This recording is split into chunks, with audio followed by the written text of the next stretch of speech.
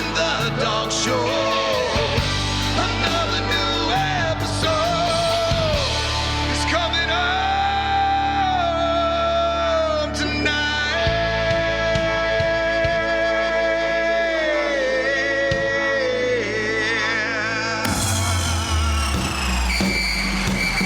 It's the dog show. It's the dog show. It's the dog show. It's the dog show. You're listening to the one and only Dog Show. Your hosts, Troop Brenson and Smooch Moncrief. Just two dudes talking Georgia football. Welcome to the one Just start and only. whenever you want, Drew. Thank you, Smooch. Welcome to the one and only Dog Show with Troop and Smooch and special guest Coach Hayes. Coach. Hayes, Hayes, Hayes, Hayes, Coach. Hayes. Man, it's been a week, and you can see the looks on our faces right now. We're, as a dog fans, we are enjoying it and loving what's going on. And it's been one of those weeks that you really can't compare it to anything else, as the Georgia has went 9 for 9. And even you go 6 for 6 or 7 for 7, whatever you go in terms of in June, Georgia added a couple of recruits in the last day of the month. But man, spectacular! I've never seen it done before, and we are through the roof right here in terms of what we expect from these recruits coming in. Yeah, I'm going to throw right to Coach. Coach, I want your expert opinion on this. Is 9 for 9 good? Is it good? I would say statistically, from a football statistical analysis, 9 for 9 it's pretty good. I think that is pretty- stats.com. pretty good. Stats.com. Yeah, I'd say 9 for 9 is really good, no doubt. That's a load off. Whew. Yeah, so that's just a preface our show, and we had a great show last week, folks, and we appreciate you folks for tuning in on all our platforms. YouTube did really well, and you can do that again and check us out, see our beautiful faces, see what we got to say, whatever things we had. The video we had to throw up there on YouTube is always good. We do appreciate that. So me and Smooch, and you can notice we're dressed differently right now, and I'm like, showing some skin because Smooch, when we logged on in the pre-show, we're going to Alaska in a couple of weeks. Smooch, we have been preparing for that physically because it is a physical look. Damn, Smooch looks good. You got some tan. Alaska is you have to be physically ready for Alaska. You don't just show up there soft, or it will spit you out. Yeah. And so we spend months getting ready for that. And so Smooch showed up. He had his Georgia shirt on unbuttoned. So I just took mine off. I'm like, let's go. Always one-upping me. Yeah. Keeping me in my place as the sidekick here. Yeah, dude. I thought it was because of all the hot recruiting going on, man. Y'all were just so hot you had to take your shirts off, man. Well, there's that, too. There is that. And plus, it's July 4th week, and we are all prepared for that. We've been getting sun. Looking forward to that as well. And But just in terms of Alaska, we have everything almost squared away. Like 90% of the folks I talk to are going to take a cruise to Alaska, and it doesn't hit the same way. You guess everybody takes care of you. There's nothing on that boat that can eat you. That's not the same. Stay on the boat if you need to.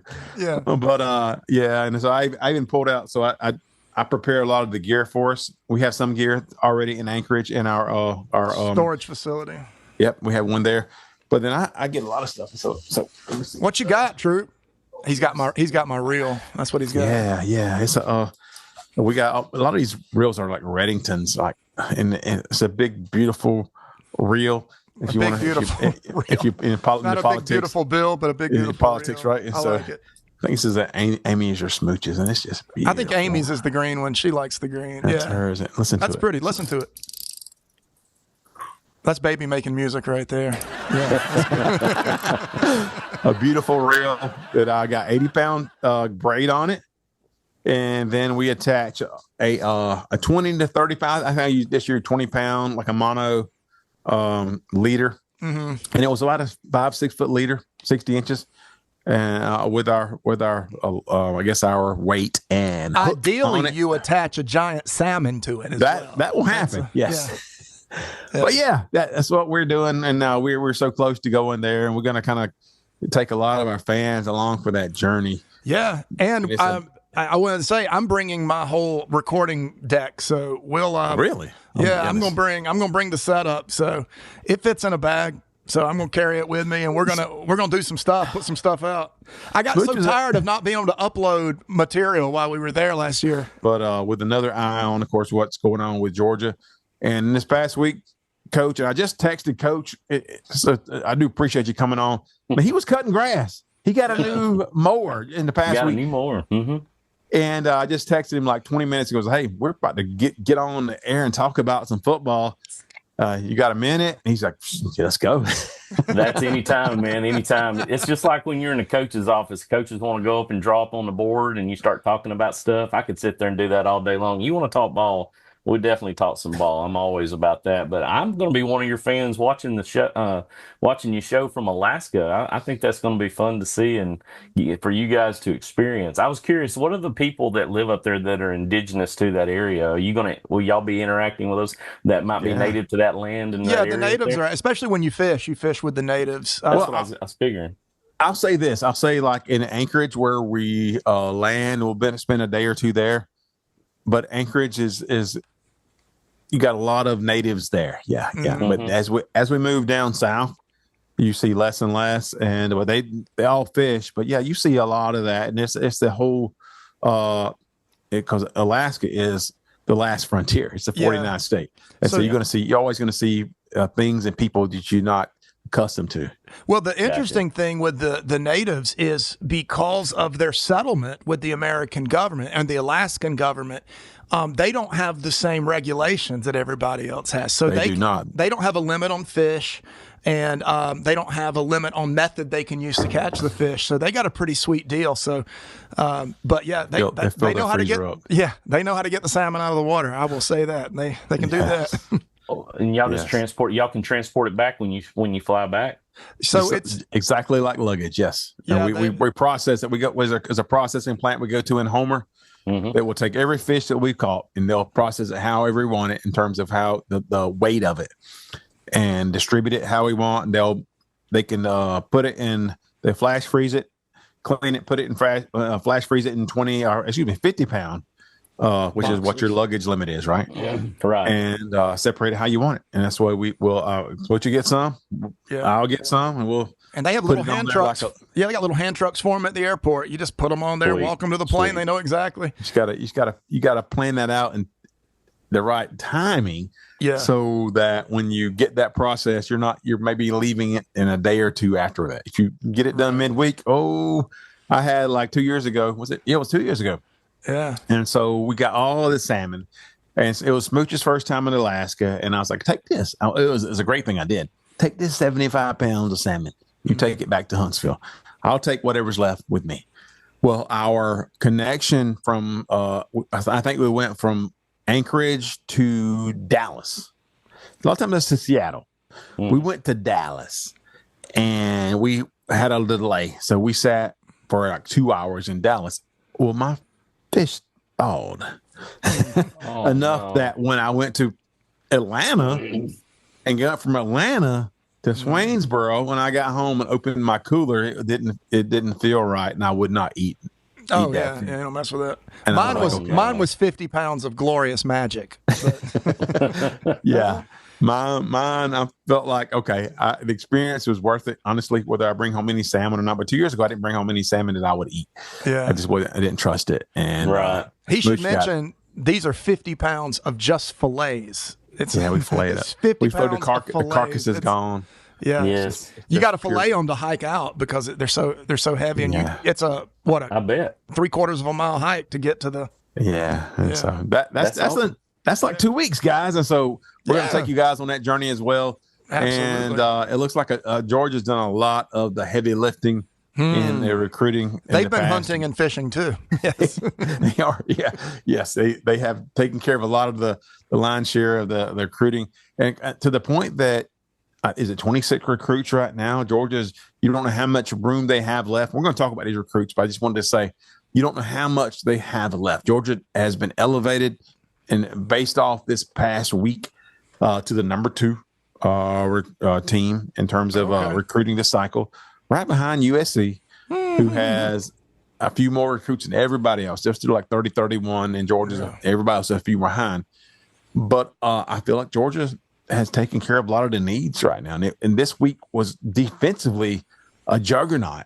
So we're just gonna splash this up. And he put the king Kirby. We talk about the king and the king on King. King on King. Kirby Smart gonna get it done. If you doubt Kirby Smart in recruiting, you haven't been paying attention forever, even when he was back at Alabama. But this started way back, Smooch, and I guess last Sunday a week ago, on the 22nd, when they got Shadarius Toodle, yes, a linebacker with immense skill, immense measurables to switch from Auburn to Georgia, and that just started the whole trickle down for the past week. And I want to name them real quick. You guys can talk about whoever you want to talk about after I name these guys. And these are all players who there's not one player on this list that I couldn't see starting for a national championship level team. That's a great point. There's just not. Yeah. These aren't kickers and snappers. These are by the way, we got the number one punter and the number one kicker too. We do. Yes, we do.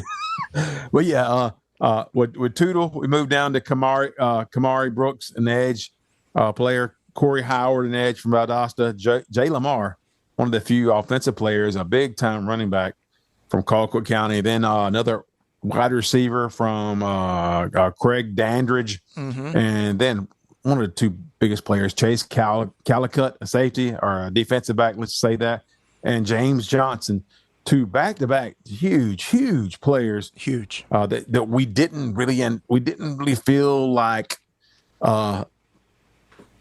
we didn't know if they were going to commit to Georgia or not, but we were hoping. It was one of the hope things. It was not because these are locks, not at all. And then on the last day of, I guess that was Monday, and that was on the 30th, the last day of June. And I texted Coach, and I was like, looks like we're going 0 for 2 today, because all the smoke was Georgia's not signing it, not getting in these commits today, whatever the reason. PJ Dean, who is a brother of, is it Jared Wilson? Jared Wilson. Yeah. Jared Wilson's brother. North Carolina. Full brother, by the way. Steve Wilfong had to go in there and basically apologize to him for calling him his half brother. Yeah, PJ Dean told him very quickly, he is my full brother. Gotcha. So PJ Dean, I would not argue with either of them. No.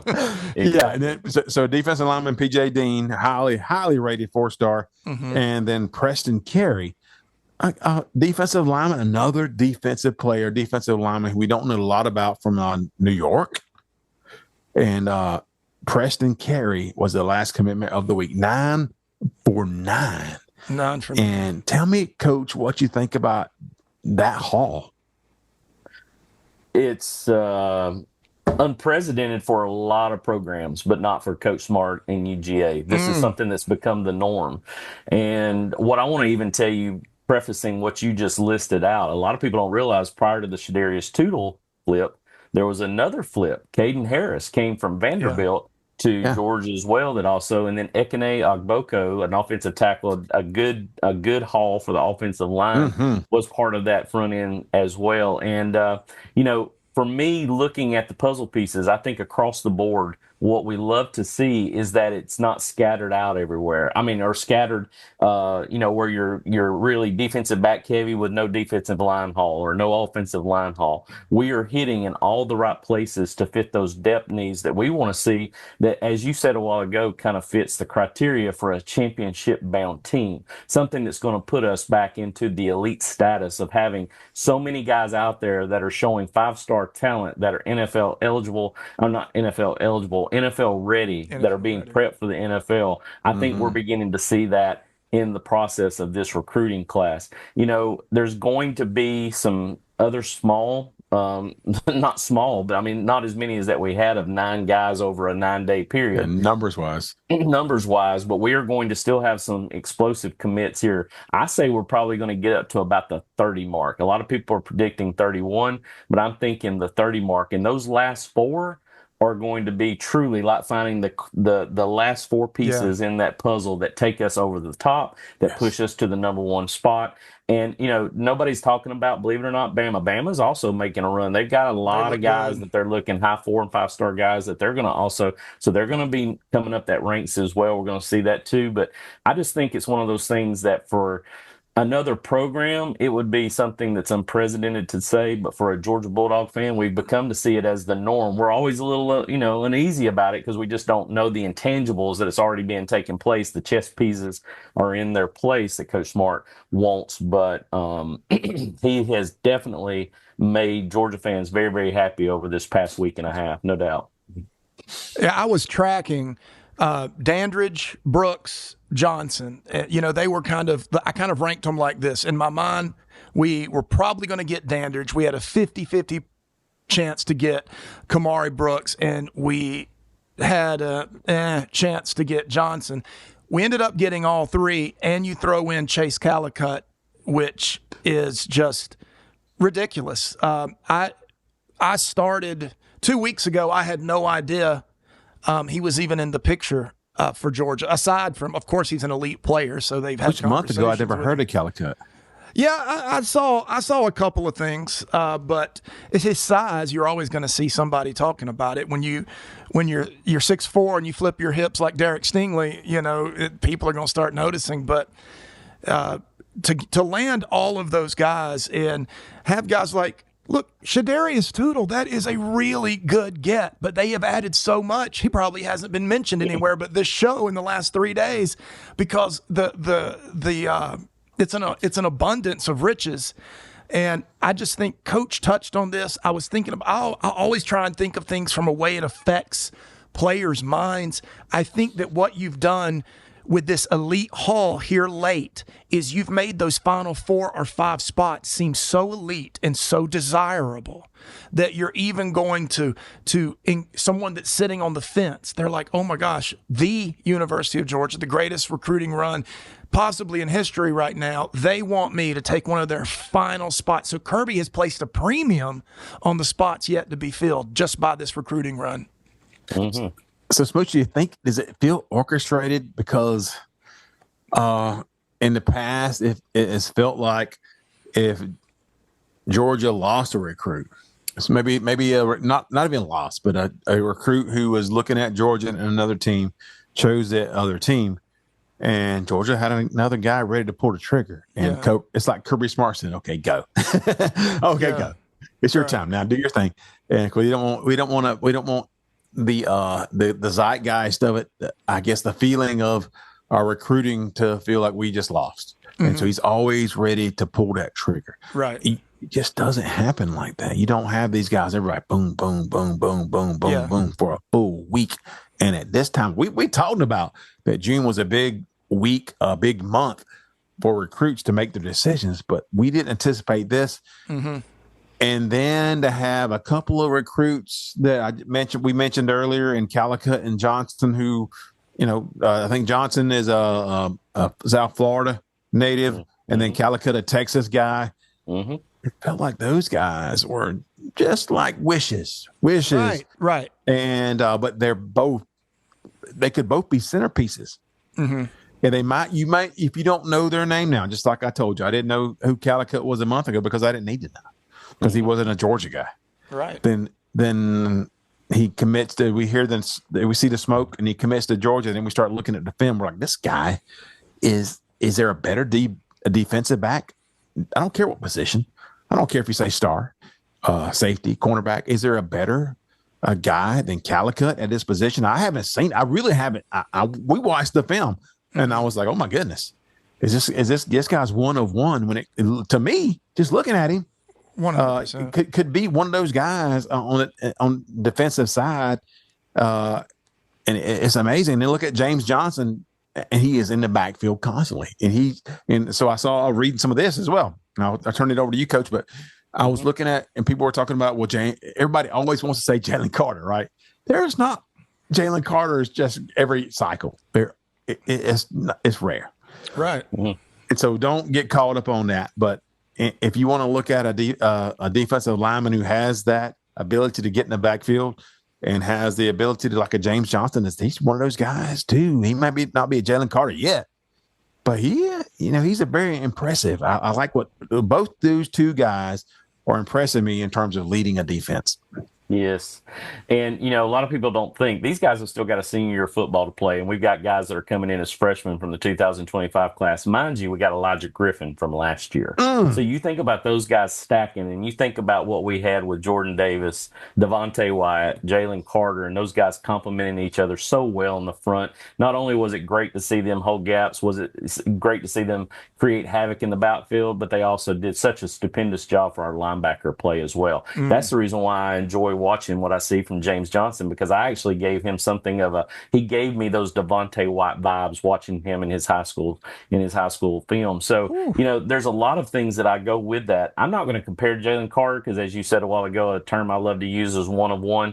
I think Jalen Carter was just outside the box, an outlier that you just don't see so very often because he had the whole package as a defensive tackle. But I do say this, Elijah Griffin does fit a lot of those, and also James Johnson fits a lot of those. And that's the beauty. You take a kid and you polish him from high school and you start building him with technique in college, especially at the University of Georgia, because Trey Scott now has all of a sudden become, just to me, a defensive line factory of producing kids for the NFL.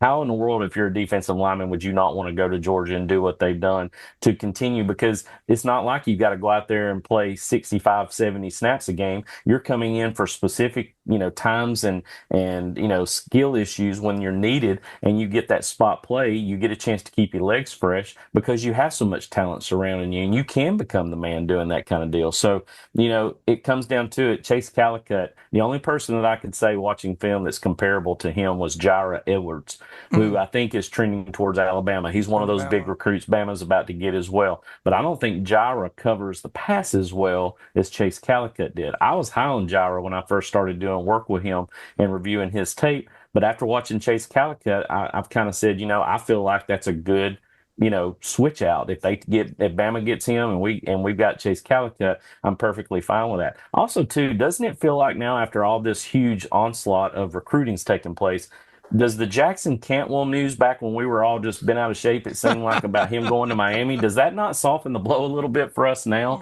looking back at that situation? Do we want him? Would we have wanted him? Sure. There's no doubt about that. But to me, it's like there is the strategic recruiting warfare that Coach Smart does that puts places on the table, and he knows exactly where those dominoes are going to fall, and he knows when they're going to fall. We don't have that. Fortunate we're not, like I said, privy to that information, as Troop said last week on the previous show. So it comes down to it. He knows what's going on. We've got to trust in that. And by God, if he hadn't come through every year making us realize, wow, man, he is the grandmaster when it comes to doing something like that, because that is just unbelievable, his recruiting prowess on the trail this year. He seems to know when people doubt him, even though he says he doesn't pay attention to it. But as soon as people start doubting and the natives get restless, he just does something to humiliate them, us included. Anyone that's going, what is this guy doing? And then it's just this instant humbling where you realize that this guy is 2 and 3 moves ahead of anything you've ever thought about. And Troop, back to your original question, do I think it's orchestrated?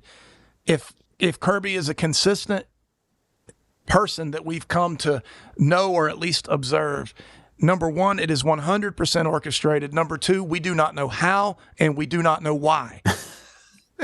and it'll be a while before we know, but we can rest assured he doesn't. Kirby probably plans out his bathroom breaks. He certainly orchestrated this.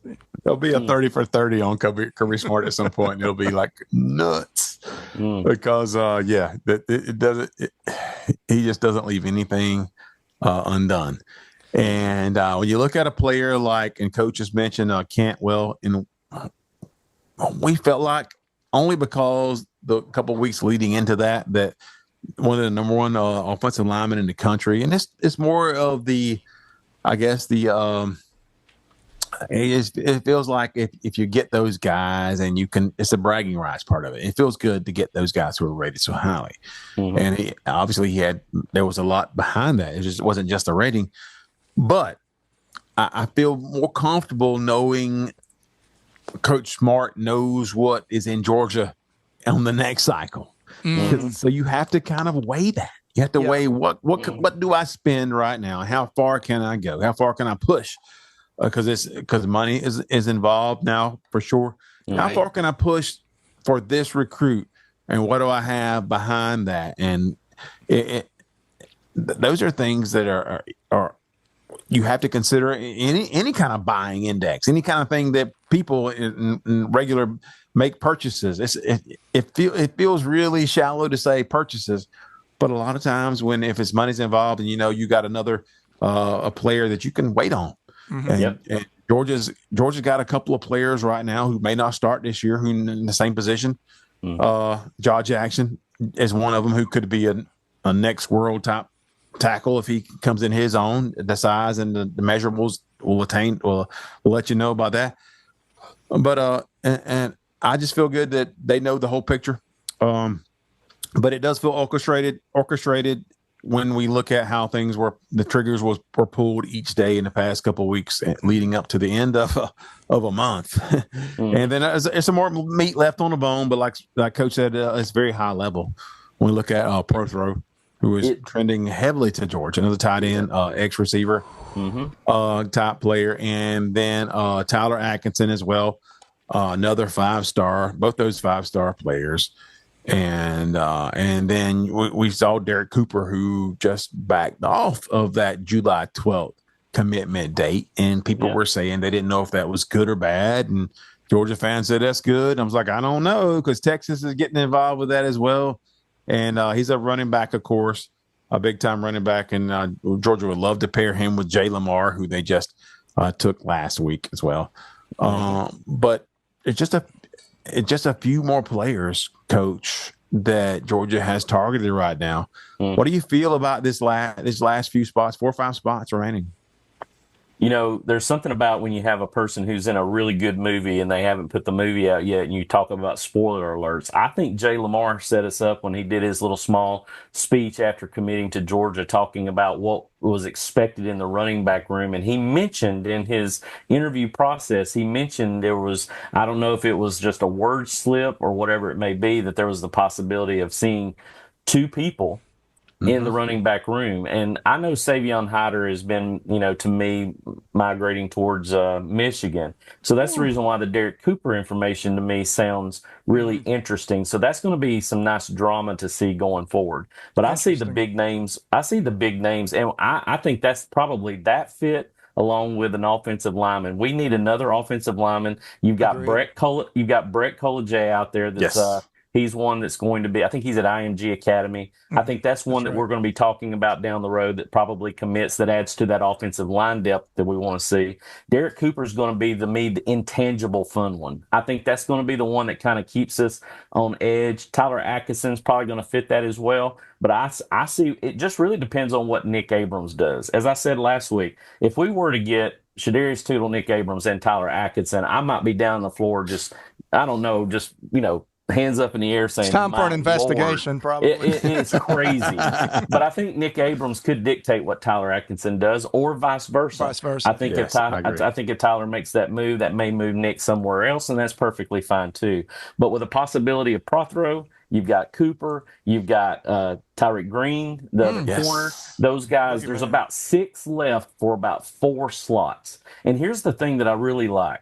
You bring in all that competition, because everybody on the outside looking in, obviously very jealous of that. I'm very proud of that. He brings all those kids in, high-level competitors, competing day in and day out. As we've always talked about, it's a fight in the phone booth. We'll see who rises to the top. And that gives you the option that when a kid realizes he's just not the best of the best there, he decides and goes and plays somewhere else, and we don't lose sleep over that. And we're not bitter about that, because it allows us to see who really, out of that grouping, out of these 30 kids and the previous 2025, 27, 28 kids, who are going to be the ones competing and getting to the top of the hill. And if some kids that we thought were pretty decent don't get there, and they decide, you know what, it's just not for me to be here, I need to go somewhere else, so I have the opportunity for playing experience, I will wish them well. But I love the fact that he builds up in this mindset. If you come to Georgia, you are going to get the best coaching every day. Nobody feels sorry for you here. We're going to coach your ass off every day you're here. We're going to make it to where it's hard. Because when things going good, it's always everybody's a good little front runner. But when it's not hard, that's where I see my leadership. That's where I see my kids that are going to rise to the top. Those are my 5-star kids are going to be doing that kind of stuff. So it allows him to see and be able to say, okay, you didn't cut it. It's okay. You decide you want to go somewhere else, Big Ten to Purdueville, which seems like where a lot of our kids go. So be it.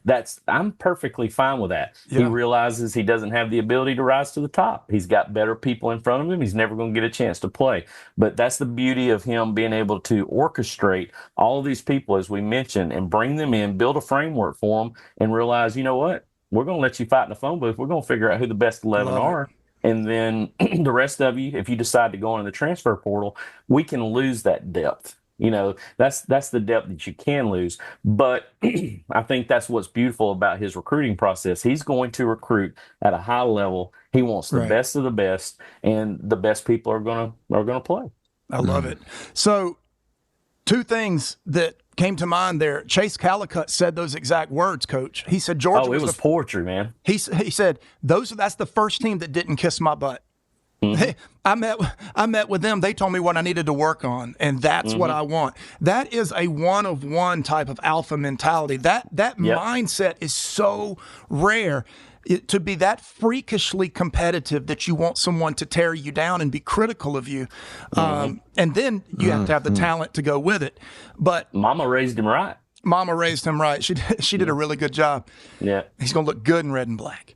Yes, the other thing I thought about while you were just speaking, Coach, is think of what Kirby has done. Now, let's take Tyler Atkinson, for example. That is the prize 5-star defensive player right now. Okay, so you got Texas, Oregon, Clemson, a little bit of Ohio State in the mix. They're all. Each one of those teams is going to be devastated when they do not land Tyler Atkinson, right? Because only one of them's going to. Right. They're going to be devastated. They've got so many eggs in that basket. Kirby, in just the last month, has said, this guy is either the cherry on top of a perfect class or we're going to be just fine. There is no feeling of panic or mourning whether if he chooses to go somewhere. He's going to be successful anywhere he goes. But there is no panic button there, Troop Brinson, because Kirby has orchestrated this recruiting coup in the last many weeks.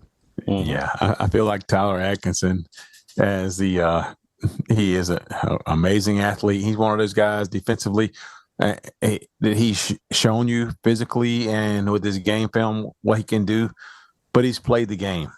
He has played the game to perfection to get the best possible deal, and he's put teams out there that are chasing him who are all high level teams. So wherever he ends up, he's going to be just fine. I mean, it's true.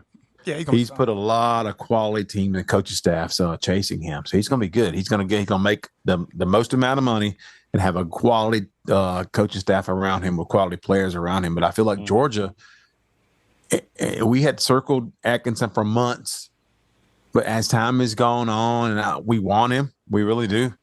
But I would not lose a minute, a second of sleep. That's exactly it. Exactly. If Georgia signed Nick Abrams, come on, instead of Atkinson. Yeah, he's less heralded, but we've all seen him play. Right. We've all seen the film on him, and sometimes the accolades, sometimes I guess the hype is one thing, but when you look at some of these folks, and Georgia's been there and done that in terms of recruiting, and their coaching staff will evaluate. If I will say that if Atkinson is that recruit that you cannot lose, and there's a part of me sometimes that feels that way.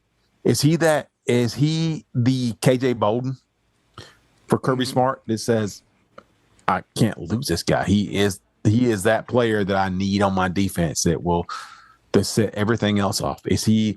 And Kirby Smart really and came to us the last second of getting Caleb Downs a couple of times. He was registering for classes. I mean, it was that he far really along. was. And you folks all you folks don't know the story when Caleb Downs was leaving Alabama, and he was basically committed to Georgia until the last minute, the last hour, chose Ohio State. But there were some other things that happened. We are privy to that. Strangely enough, we got some information on that one. That was right. I've got the pictures, but those players, sometimes Coach Smart identifies as that kind of player that he needs. That's a player that he connects with. He needs them, and he's gonna, they can still do their own thing. Maybe Atkinson is that guy, but if he's not, Georgia's loaded at linebacker, not from just this recruiting cycle, but from the last 2 or 3 or 4 or 5 or 6, whatever. That's such a good point. Always loaded. Schumann's always got those guys. That's loaded. Such a good point. When you talk recruiting with people, they're always so stuck in the last 5 minutes that, when you talk recruiting, you bring up, like Coach kept doing, you bring up recruits from the last cycle and then the cycle before that, because those all factor in, but we only focus the average fan focuses so much on what's happening right now and where you fit on that USC recruiting ranking that it's when you put all of them together, who's in the room, not just the recruits, but the players that were recruited last year and the year before that. Like I say, Kirby is 1, 2, 3, 5 steps ahead of everybody so far, and it's been. I don't know. It's just like he hiked his leg and peed on the fire hydrant of the college football world this week. It does give you a little bit of ease. And sometimes I see some fans come in who aren't long time Georgia fans. They just kind of came into it lately, and they're getting all worked up about certain things. I'm like, we're going to be okay. It'll be all right. Defensively, we're going to be okay, especially defensively. Now, sometimes, Coach, that offensive side is Georgia's trying to get that on the same. It wouldn't be fair, really, if Georgia recruited the offensively like they recruit defensively right now. I don't think it'll be fair.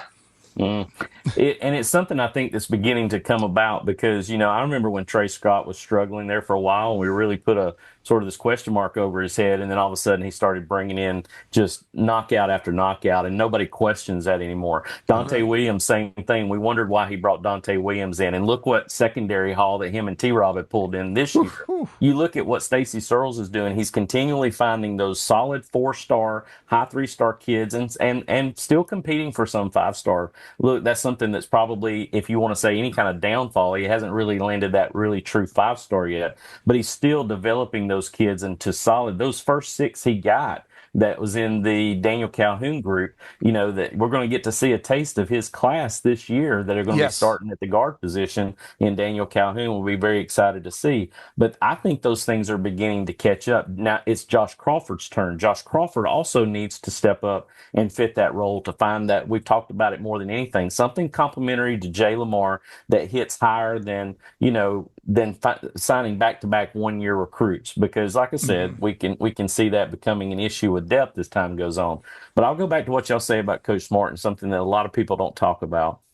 Coach Smart was what he is because of the coaches he saw before him. He learned, as I'll have to use a physics reference here because I talk about it all the time with Galileo and Newton. Newton said the only reason why I am the person I am today is because I stood on the shoulders of giants. And it's the same principle. Kirby did the same thing. He stood on the shoulders of giants, people who understood the game, so that when he brought that back to Georgia, was he an X's and O's guru? Sure. Was he charismatic and could work and correlate with the kids and understand them, and they worked well together? Did he invest in their personalities, into their learning, into their want to? Yes, that is a big-time deal in these kids' lives today. And then on top of that, he knew what the foundation was for this program to go forward, and that was to be the best recruiting SOB there was out there and to be relentless at it. And so you bring all of those attributes together. That's the reason why we have the head coach we do. On top of the fact you got a man who bleeds this school, an alma mater, and being his alma mater, growing up in the state of Georgia with a father who was a head coach,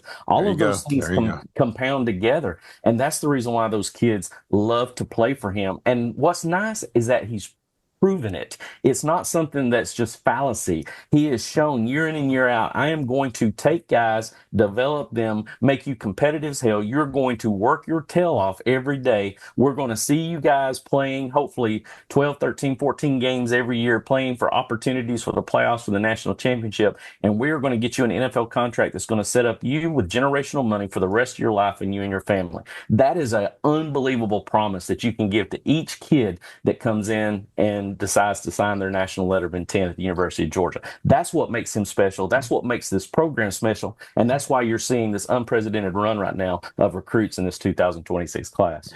Yeah, Kirby Smart definitely built by Georgia as he came up through the state of Georgia. His dad, a high school football coach of renown, and just set the foundation for him.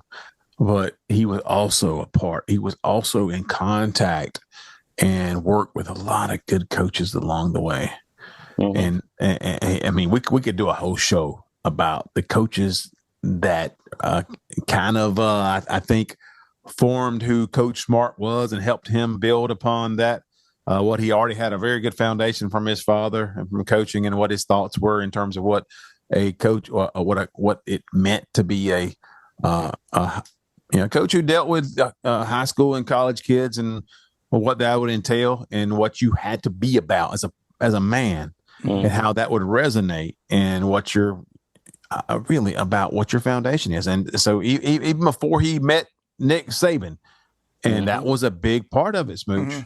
Yeah, it was. But Kirby was Kirby. Nick Saban's not hiring Kirby Smart because he's a nobody. That's it. Because he doesn't have any potential, because he doesn't have a lot of those things that he desired as a coach.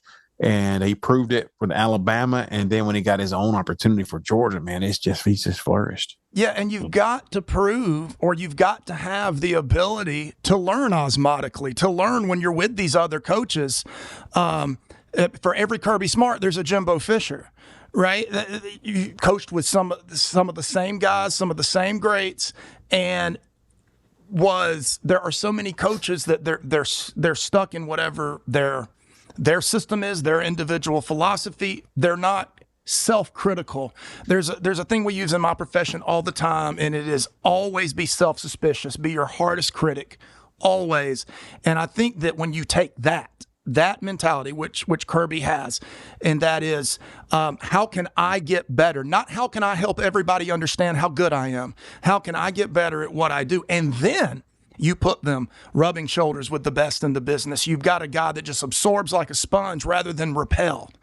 And that creates that type of coach. Just real quickly, it's just, if you don't adapt, it's the same thing as a teacher and as an educator. Yes. If you don't adapt with the times, you die with what you do. You've got to learn to evolve with the generational of the generations of kids that you're seeing. You got to think about, if you coach and teach over a 30-year period, you basically go through across 2 generations of kids that are in a disconnect from what you're used to growing up with. And that's what's nice about seeing these kids now. Coach Smart is an OG guy. He's a Generation X guy just like we are. And he sees the potential of what it means to be a high-quality athlete and be an elite athlete, but also have high character. Yes. Because that's the reason why the Chace Calicut kid comes to mind, because I know his mama was very favorable to Coach Smart and really liked what he saw, what she saw with Coach Smart's program and what he does. And she knows that that's what her kid's going to get. That's highly impressive to be able to impress the parents as well as the recruit. And that's something that's special when you have a kid that's an all-around talent, but also very disciplined with a high character as well.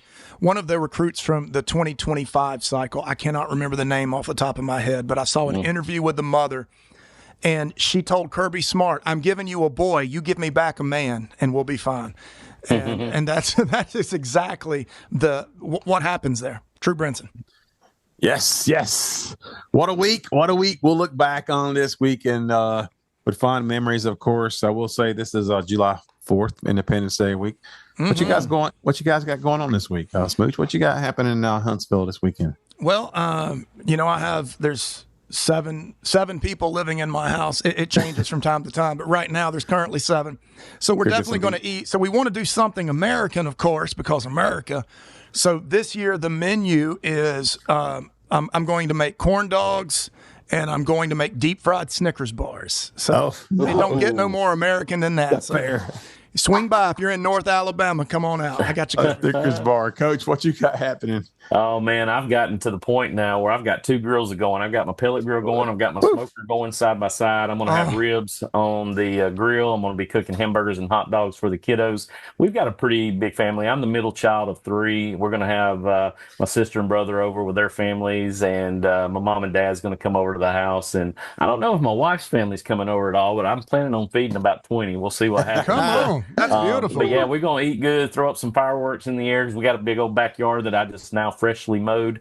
So we'll have the ability to fire those up in the sky and have a little fun with that. The little kiddos will be fun. Funny enough, my son is actually competing out in Colorado right now with the Barbershop Harmony Society. His group, they do internationals every year. So yeah, Caleb will not be able to be there, but him and his family will be out in Colorado. They compete actually on July the 4th. So that's awesome. They're actually out there right now getting ready for that. So I'm excited for him, but it'll just be a good time. I love being able to break bread with the family and see how things are going. But it's always nice to get everybody together to eat the cooking, because we're going to have plenty of spread out there, I'm sure. And it's going to be topped off with my mom's famous, you have homemade ice cream. Yeah. She makes a lemon, not vanilla or chocolate, not strawberry, a lemon homemade ice cream that is actually to die for. Oh my gosh. Lemon. Have you ever had one of those churned ice cream? Yes. Yeah, lemon churned ice cream. Have you ever had the lemonade like Frosty that Chick-fil-A does? I have. That is exactly what it tastes like. It is absolutely phenomenal, but it's ice cream instead of it being more of a milkshake.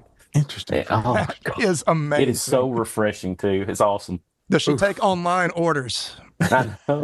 I'll have to take a picture of it and let you see it. But yeah, it's something she's done for her entire life is lemon ice cream. Yeah. So if I take anything from that, shoot bottle rockets at the Georgia Tech fans. And enjoy family, have some good food and good drink, and just appreciate where you are today, folks. We're not guaranteed anything. We're not entitled to anything. Nope. Enjoy your people, enjoy your family, enjoy this time of year in the sun, and enjoy Georgia football. We're so happy to be able to bring it to you and talk football. And what a great week. We do not miss how much of a week it was and how unusual it is, but we're going to enjoy that and move forward. We get close to the season. The season is not far away at all. Nope. It's getting closer. And I do appreciate Smooch, and I do appreciate Coach. Coach was a late ad tonight. Listen, Coach can be on any episode we ever have. But I sent him a text like 15 minutes like, hey, what you doing? Let's jump on. Let's talk some football. He's like, I've just finished cutting grass. And he was jumped on and ready to go. So we appreciate you, Coach. It's always a good time. We're all football fans. We're all Georgia fans, and we all love it. We love each other. So I appreciate you, brother. Tell us a little bit about what you got going on. You had some great content this past week on some of these recruits. Coach Hayes, Coach Hayes. Thank you. I appreciate it. What I try to do is focus on, so I'm not doing along the hour shows. I just, through my, all my social media outlets, through Twitter, YouTube, and Facebook, and all the different, everywhere you can think about it, Instagram, TikTok. I do my recruit profiles. I just break down basically their play off of Huddle. It's about a 3 to 5 minute segment that I like to do. I post them on Twitter to start with and then let it go from there. But that's what I've been doing, is just trying to give the fan out there that wants to know a little bit more about this hot recruiting trail. And I just try to break down their talent levels, because this is my chance to be able to see them actually in the raw footage of what they do, not 7-on-7s, not padded camps this summer, being able to see them actually in game footage and be able to show you what their strengths are, what their weaknesses are, and be able to give you more insight to that and what we're going to be getting at the University of Georgia. So that's what I've been doing and helping. That's the reason why I've got a lot of insight to the recruits that are going on. There's a lot of that out there, but I just try to add my expertise to what I see, because I've evaluated a lot of talent over the years. So it's nice to be able to give that back to the communities that want to know about it. So good. It's so good. Don't miss it, folks. It gives you a deep dive. Coach gives you a deep dive. Gives us a deep dive. And so don't miss it. Jump in on that. Find out and that's part of the romantic part of college football, is we get to learn who these players are coming out of high school when they're still in high school, and follow them all the way through, and we get attached to them and we enjoy it. So I don't want to say take your shirt off. Enjoy the 4th of July. Have a good time. I appreciate you guys so much for Coach Hayes and Smooch Moncrief. This is Troop Brenton saying so long. We see you soon. This is the Dog Show with Troop and Smooch.